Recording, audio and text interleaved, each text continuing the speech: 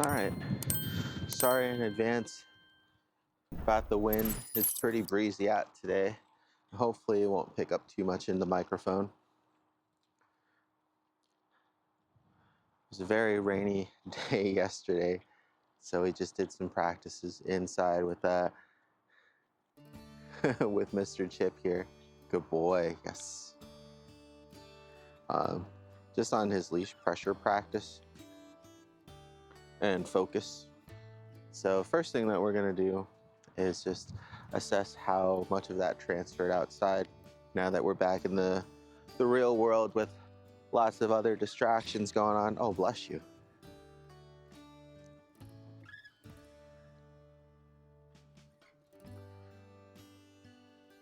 Having a friend at home and getting these training drills in for some mental stimulation definitely has helped calm him down a lot, which is good. Going out more whenever possible. Just getting some exercise. And what we're looking for is just his reactivity when there is pressure on the leash. We have him just on his regular collar. We don't have him on the prong or anything like that. And I'm just looking to see if he will recognize the leash pressure and slow down or redirect himself, or if he catches something of interest and continues to just follow his nose like before. He was doing really good when we did the outdoor practice before the rain. Seems to be doing really good right now. The main reason why you want to try to keep the leash as loose as possible, so that way when it is tight, like right there, good boy, good job, wait for, it'll actually have some impact. I'm gonna have him go into heel with me. Now that I've gotten his attention, good boy up here. Good job. We want to start off with just a few steps. Yes, good boy. I'll probably redirect him once or twice, and then, wait, come. And then I'll release him again. Good boy. Good job. Okay, go ahead. So that way we can start practicing like his really good and stricter heel work with just more casual freedom walking. Just so long as he doesn't pull on the lead. Doing well so far. I'm helping him out a little bit. Now I'm gonna go left and he wants to go right. So I'm just gonna hold here for a sec. He just gets distracted with things like the car moving out. Yes, good boy. The reason why I'm not pulling extra hard or anything right away is because I want him to get used to less pressure, or the pressure that he exerts upon himself. Yes, good boy. All right, let's go this way. Come. Good boy. Yes, thank you very much. Good boy. A lot of pups will kind of get excited or move quickly crossing the street. So just being aware of that. Probably try to find a quieter road sometime to work on.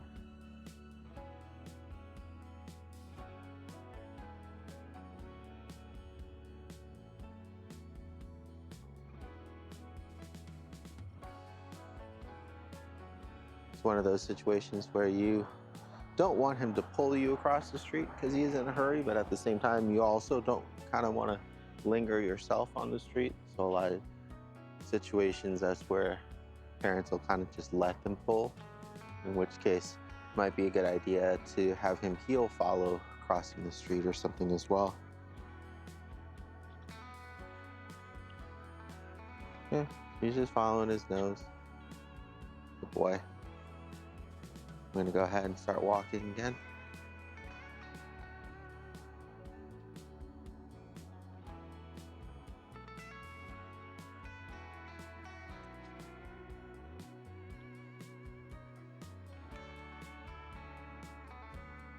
This is usually a really good compromise for most families. people. Good boy. So you kind of see here, when he starts to get too excited, and puts too much pressure on the leash, I'm gonna help him recognize that pressure a little bit more by stopping. Same thing here. Now we're gonna actually change some directions. Get him to kind of force follow us a little bit more. Good boy. Chip. Good boy. Sometimes what'll happen when we're not giving them guidance is that they kind of check out and start looking for things on their own to be interested and driven by. He's holding tension on the lead. So 2 things we can do right here is we can go ahead and change direction to increase tension and give him some directional pressure. We can wait until he recognizes that tension and does the right thing. Or we can pop the lead to give more of an impact to the tension that he's feeling. Sometimes pups just continue pulling because they don't recognize the pressure, and it's just something that they get used to over time. Part of that is just because they're not focused on it, right? They're just focused on following their nose and whatever it is that they're interested in. And so to make it a little bit more impactful or noticeable that he's pulling, what I'll do is either pop the leash or do it in pulses.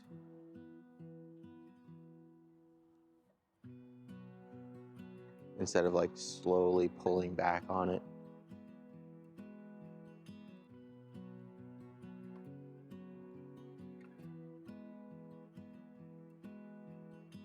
Good boy.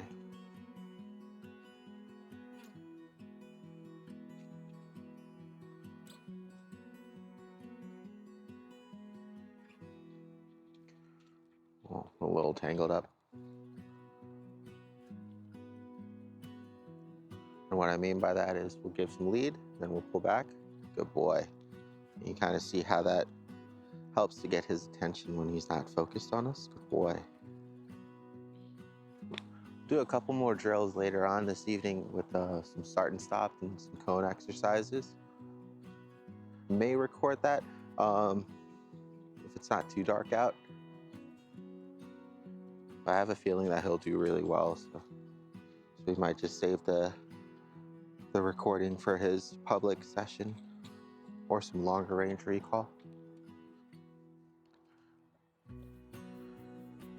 Try not to be too repetitive on exercises in videos, even though a lot of what we do is just practice. There's going to be some times when we have something new, like maybe placement and recall, things that we haven't recorded yet.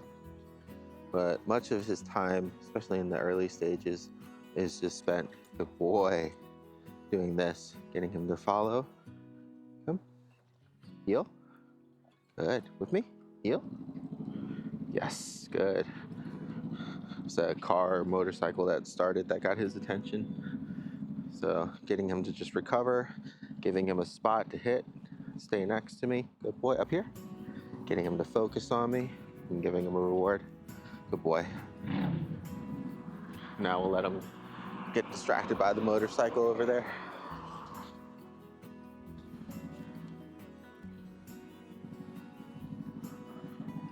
Okay. Once again, especially for this exercise, since we missed out on a day yesterday, I want him to be able to kind of smell, be outside freely for a little bit. In later exercises, we'll do more of like he has to keep up with me kind of deal, where I'll have some shoes on that allow me to run a little bit faster. And then I'll be keeping up almost more constant directional pressure. So he'll have less time to kind of dilly-dally. And what that exercise will help with is just his sense of urgency when he feels the leash pressure to respond, right? Because he won't really have too much of a choice. But as far as today goes, just like I said, because yesterday the weather was pretty bad, he only got to go out to go potty. Good boy. Want him to actually get some fresh air, evaluate how he's doing on the lead without too much extra input or anything. And he's been doing great. I'm gonna go straight. Yes, good boy, wait. So here, we're gonna cross that same street, and going off of what happened last time, instead of letting him take the lead, ew, bud, I don't know what that is. Come here, Chip. Good. I'm gonna go ahead and get him in a heel. And you can do this with a ball or his Kong with cheese too. Good boy, good heel. Here. You can see now, because he's focusing on me in the heel position, my eyes and the treat, everything else, he's engaged. He's not worried about pulling and just getting to the other side. Good boy. It's really easy here in a quieter neighborhood, right? But that's where we want to build a good foundation. Good boy for the rest of his training. We'll be moving on shortly here because he's doing so well to more exciting environments like the trails, the dog park, the shopping centers, things like that. But in order to kind of set him up for success and not get too frustrated yourselves when you're working with him, it's important to kind of raise that bar up slowly. Like when he first got here and he was all over the place and couldn't really focus off of the ground. It was just kind of driven towards everything that he wanted to do and didn't have any engagement. You're just asking for a lot if you can't get him to focus in a quieter place, and then you introduce even more distractions.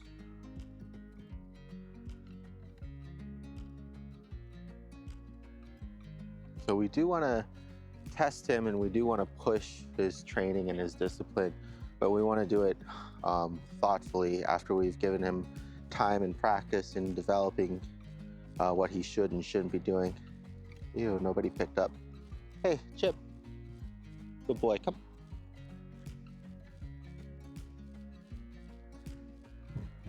Right, so there's a good example of him recognizing and then just ignoring. So what I'm gonna do is, hey Chip, come. And I'm just gonna go. So he doesn't get a second chance to ignore me, right? Or the command or anything. He gets one opportunity, sometimes two, if it's a really hard situation, right? But we don't wanna give him too many more chances than that, because the more chances that he gets and the more that he ignores our commands, the more that he finds that that's gonna be acceptable. And we don't want it to be, because then we'll kind of go back to square one. So what I'm gonna do this time is take them back to whoever didn't pick up after their dog in that area, get distracted again by everything. Slightly different spot, but still back to his nose. And then we'll try again. Chip, come. Looks like he might have to go to the bathroom too, so we'll try one more time. See if he actually needs to go to the bathroom. Go, come on, bud.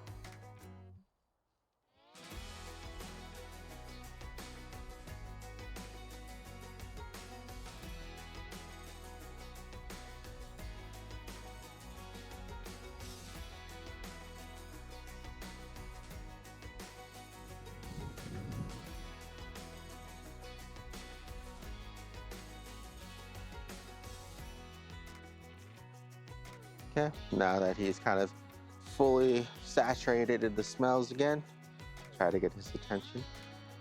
I don't think he has to go. No. Chip, come. Good boy, much better. Right?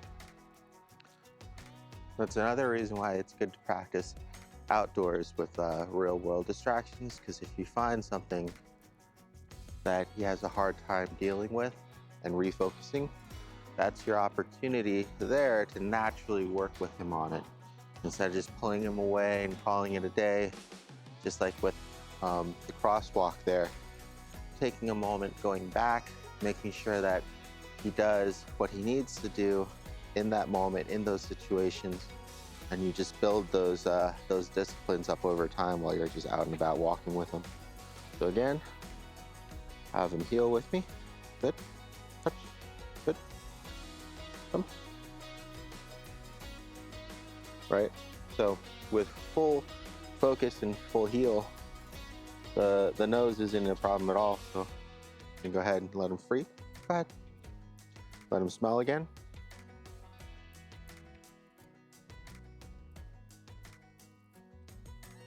Good boy. Come.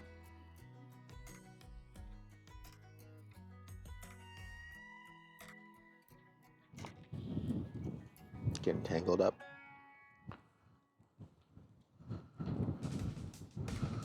Good boy. I know it's windy out, huh?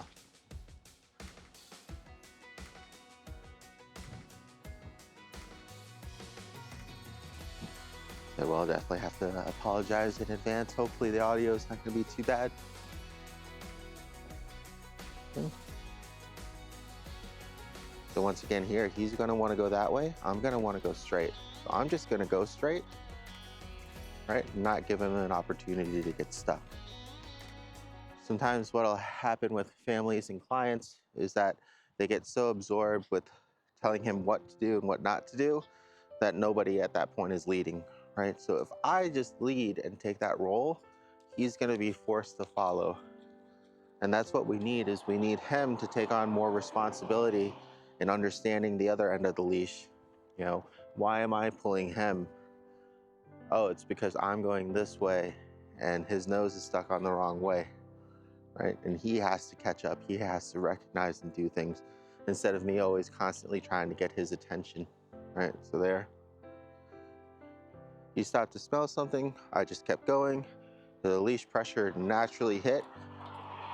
Now when he's going too far, too fast, I'm gonna turn, activate that leash pressure again, and just gonna keep walking. If he stays close to me, the leash stays nice and loose, right? But as soon as he starts to get too far, the tension on the leash will naturally kick in, and it'll also naturally increase, so long as you just continue walking. So that's why I don't need to pop the leash, I don't need to pull on him or anything. All I need to do is focus on walking and understand where I want to go, what I want to do, when I want to do it, right? And this way, the walk is more mutual, right? He gets to smell, I get a break from walking. You know, check your phone or whatever else that you want to do. So long as he's not pulling is the main objective, right? If he's pulling, then I'm gonna let him know that he's either hit a boundary or he needs to follow me. He's not allowed to get to whatever that he wants to get with his nose by continuing to drive forward in that direction. We'll work on like corrections and everything else later, but this is just pretty much loose leash basics right here. So once again, good boy. Yes, good. Wait. Thank you. Appreciate it. All right. So he naturally will walk, like most dogs, much faster than we do. I'm turning right. He's going straight. Good boy. So it's something of a compromise sometimes that he has to work on and we have to help him with. It'd be the same thing as if you're trying to hold hands with your partner and they're just awkwardly much slower of a walker than you are or faster of a walker. And it's gonna take some work on both ends, or you're just gonna annoy your partner the entire time telling them to catch up or trying to pull them along. Unfortunately, as people, it's a lot harder for us to speed up than for him to slow down. But it doesn't mean that it's also easy for him to slow down. Also, it takes practice. Don't want him to get into the trash, so I'm going to keep walking, right? The natural tension on the leash will pull him for me. I don't have to do anything extra with my arms or effort. Same thing here. I'm just going to keep walking. Yes, good boy. When he catches up, he gets a reward.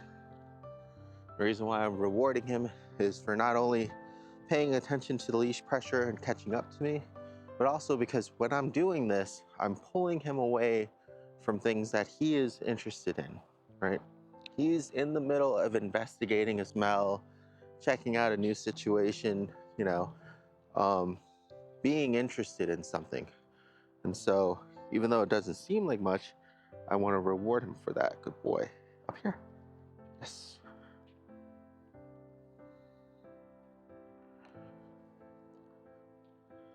Because if we're constantly pulling him away from things that he's interested in, and he doesn't feel rewarded or compensated in any way, or at least appreciated, then eventually what's going to happen is that he will not want to come.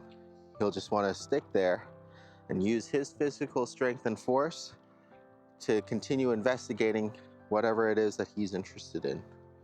So that's why it's important to promote good habits as well. Good boy. All right.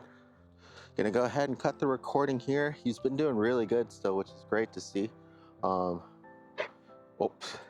Sometimes they can get cabin fever if cooped up for even a day or two, but luckily he had his friend to play with. He did really well. Gonna get his attention one more time. Chip, come. Good boy. Sit. Good job.